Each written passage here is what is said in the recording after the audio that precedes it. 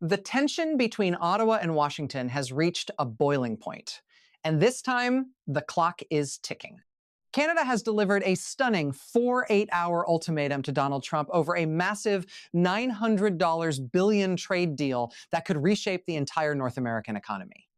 Behind closed doors, officials are scrambling. Negotiators are racing against time, and the silence coming out of Washington is sending shockwaves through financial markets across the world.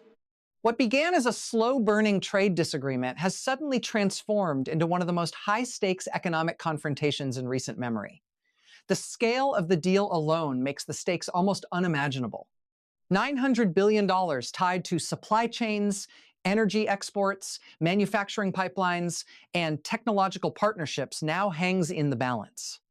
And as the countdown begins, the world is watching to see whether this confrontation ends in compromise, retaliation, or something far more destabilizing. Investors woke up to uncertainty. Businesses braced for impact. Analysts began recalculating projections. Because when two of the world's closest economic partners stand on the brink of a trade rupture of this magnitude, the consequences do not stay contained within borders. They ripple outward, touching currencies, commodities, employment forecasts, and political alliances. The question, echoing across financial capitals, is simple but urgent. What happens if the deadline passes and no response comes from Washington? Before we go deeper into this unfolding economic showdown and what it could mean for global markets and political power, make sure you hit that like button and subscribe to the channel. These dramatic geopolitical and financial battles are shaping the future in real time, and you don't want to miss the next major development as this story continues to evolve. The ultimatum itself was delivered with precision and clarity. Canadian leadership signaled that after months of stalled negotiations, shifting proposals, and mounting frustration, patience had run out. The message to Washington was unmistakable. Respond within 48 hours with concrete commitments on the $900 billion trade framework, or face decisive economic countermeasures. It wasn't a symbolic deadline. It was a pressure point designed to force movement where months of diplomacy had produced only uncertainty.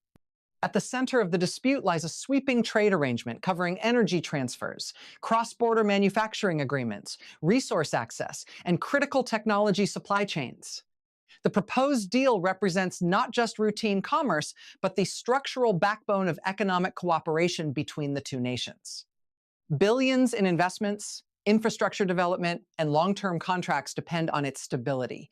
Any disruption could trigger cascading consequences across multiple sectors. Washington's silence has only intensified the drama. Normally, even in tense negotiations, signals emerge statements, briefings, or at least hints of direction. This time, however, the absence of an immediate public response has fueled speculation. Is the administration calculating its next move? Is it divided internally? Or is it preparing a counteroffer that could redefine the entire agreement? Markets do not respond well to silence. And in the hours following the ultimatum, volatility began creeping into sectors closely tied to cross-border trade. Currency traders watched closely as both the US dollar and Canadian dollar fluctuated amid uncertainty. Commodity markets reacted to the possibility of supply disruptions, particularly in energy and natural resources. Manufacturing stocks showed early signs of strain as investors weighed the risk of interrupted supply chains. Even technology firms with integrated North American operations felt the tremor as analysts began reassessing potential export restrictions and regulatory shifts. For Trump, the situation represents both a political and economic challenge. Known for his aggressive negotiation style and emphasis on securing advantageous trade terms, he now faces an ultimatum that tests his ability to balance domestic priorities with international stability. Responding too quickly could be seen as conceding leverage. Waiting too long could escalate the confrontation and unsettle markets further. Every option carries risk, and the 8-hour clock amplifies the pressure. Canadian officials, meanwhile, appear determined to demonstrate resolve. By setting a clear deadline, they have shifted the dynamics of negotiation. Rather than endless rounds of discussion, the focus is now on decisive action. Supporters of the ultimatum argue that clarity is necessary to protect national economic interests and ensure long-term certainty for businesses and workers. Critics warn that brinkmanship at this scale could backfire, triggering retaliatory measures and prolonged instability. The global dimension of this standoff cannot be overstated. The United States and Canada share one of the largest bilateral trade relationships in the world. Every day, billions of dollars in goods and services cross the border. Energy pipelines, automotive supply chains, agricultural exports, and technology partnerships form a complex web of interdependence. When that web is threatened, the ripple effects extend far beyond North America. European markets reacted cautiously as news of the ultimatum spread. Asian exchanges monitored developments closely, aware that disruptions in North American trade can influence global demand and investment flows. International financial institutions began quietly assessing potential scenarios, from swift resolution to prolonged standoff. The interconnected nature of modern commerce means that even a temporary disruption in such a massive deal can reshape global forecasts. Within the United States, industry leaders are watching with growing concern. Major corporations with cross-border operations depend on predictable trade conditions. Automotive manufacturers rely on components moving seamlessly between plants in both countries. Energy companies coordinate supply and distribution across shared infrastructure. Agricultural producers depend on stable export agreements. A breakdown in negotiations could force companies to rethink logistics, pricing, and even long-term investment strategies. Small and medium-sized businesses face their own uncertainties. Many operate on thin margins and cannot easily absorb sudden tariff increases or regulatory changes. The prospect of disrupted trade flows creates anxiety about inventory, shipping costs, and customer demand. For workers whose jobs depend on cross-border commerce, the stakes are deeply personal.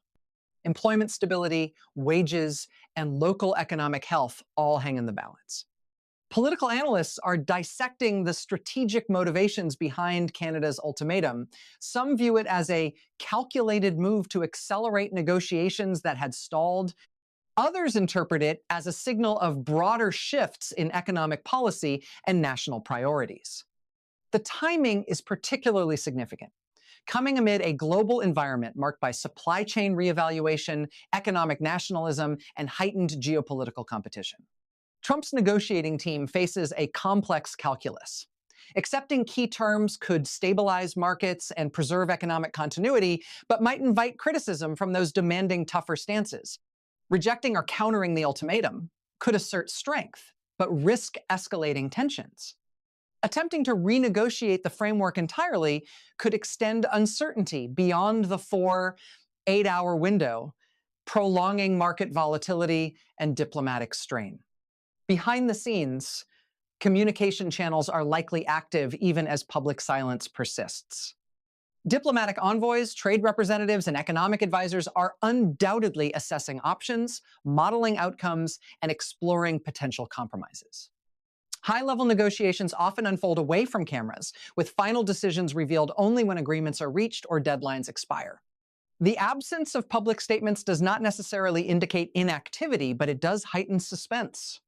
Financial markets thrive on information, and the scarcity of clear signals has amplified speculation. Analysts are running scenario projections. What if Washington meets the deadline with concessions? What if it responds with its own ultimatum?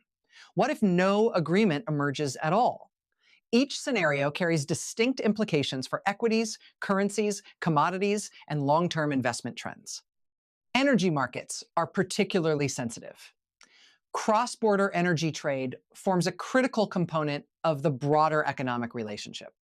Pipelines, electricity grids, and resource exports operate on long-term contracts and stable regulatory frameworks. Any threat to these arrangements can influence pricing, supply expectations, and infrastructure planning. Traders are watching for signs of potential disruption that could ripple through global energy markets. Technology and data sectors also have a stake in the outcome. Modern trade agreements increasingly encompass digital infrastructure, intellectual property protections, and data flow regulations. a comprehensive $900 billion deal inevitably touches these areas. Companies operating in cloud services, telecommunications, and advanced manufacturing are evaluating how changes in trade terms could affect operations and competitive positioning. Public reaction is mixed and evolving. Some citizens view Canada's ultimatum as a necessary assertion of economic sovereignty. Others see it as a risky escalation that could harm both nations. In the United States, reactions vary along political and economic lines, with some calling for firm resistance and others urging swift compromise to protect jobs and market stability. The interplay between public opinion and policy decisions adds another layer of complexity to an already intricate situation. Media coverage has intensified the sense of urgency. Headlines emphasize the ticking clock, the scale of the deal, and the potential consequences of inaction. Financial news networks provide continuous updates on market reactions. Political commentators analyze possible strategies and outcomes. Social media amplifies every rumor and speculative report, creating an environment where perception can shift rapidly. As the deadline approaches, the atmosphere grows more charged. Every hour without a definitive response from Washington fuels further speculation. Investors adjust positions. Businesses prepare contingency plans. Governments around the world monitor developments, aware that the resolution of this standoff could influence broader trade dynamics. If a breakthrough occurs before the 4-8-hour window closes, it could restore confidence and stabilize markets. A revised agreement or interim framework might reassure investors and preserve the foundations of the bilateral relationship. If the deadline passes without resolution, however, the consequences could be far more dramatic. Countermeasures, tariffs, or regulatory actions could follow, triggering a chain reaction across industries and borders. The situation underscores a broader reality of modern economics. Interdependence creates both stability and vulnerability. Deeply integrated trade relationships generate prosperity, but also amplify the impact of conflict. Decisions made in one capital can reverberate globally within minutes. The ultimatum from Canada illustrates how leverage can emerge even within partnerships long considered stable. For Trump, the coming hours represent a critical test of leadership and negotiation strategy. For Canada, they represent an opportunity to assert priorities and reshape terms. For markets and citizens worldwide, they represent uncertainty and the hope that diplomacy will prevail over escalation. As the countdown continues, one thing remains certain.